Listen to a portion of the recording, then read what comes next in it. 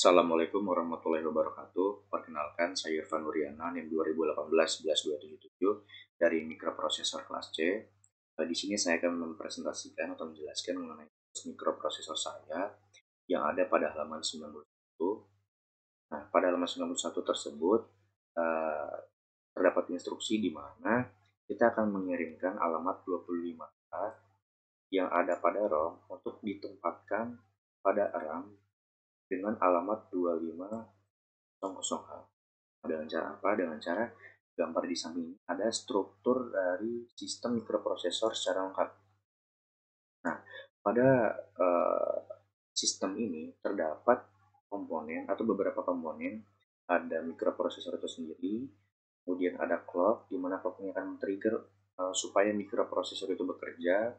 Kemudian ada di sisi kanan ada address bus, kemudian di sisi kiri ada data bus, kemudian ada address decoder, ada ROM, ada RAM, dan ada input output controller.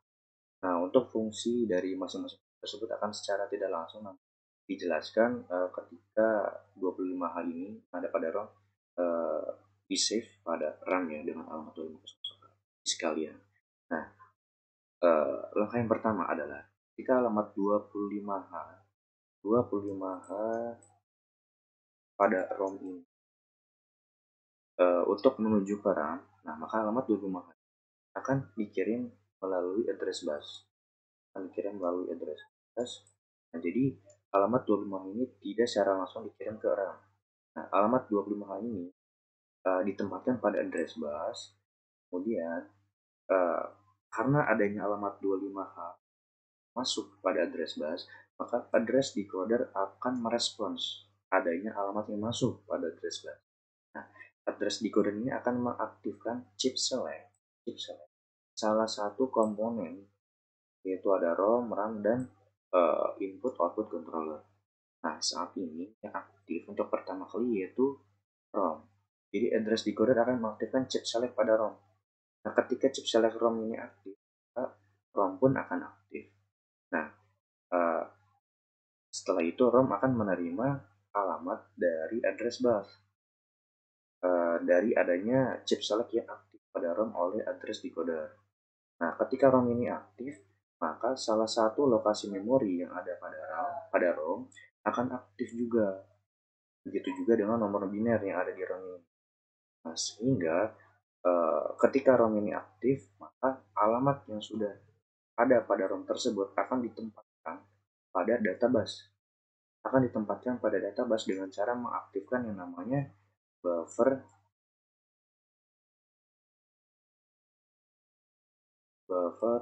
tree state.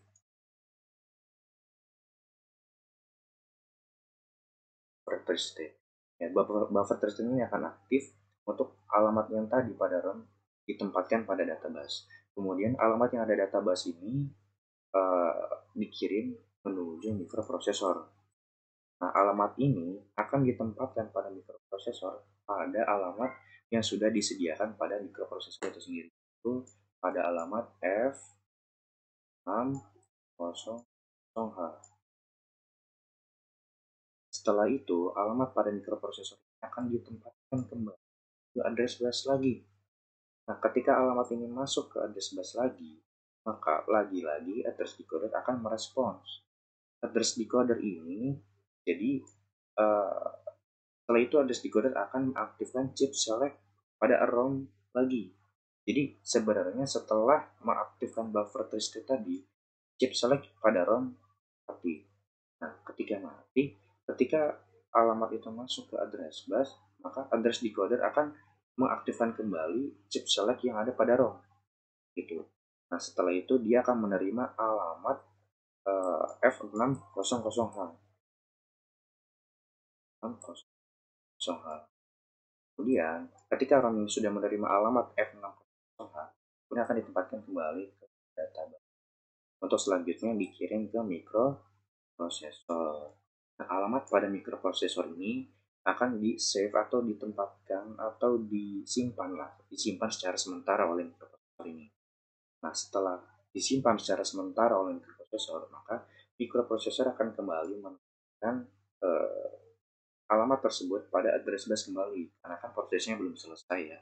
prosesnya kan tujuannya kan yaitu untuk menyimpan alamat 2500H pada RAM.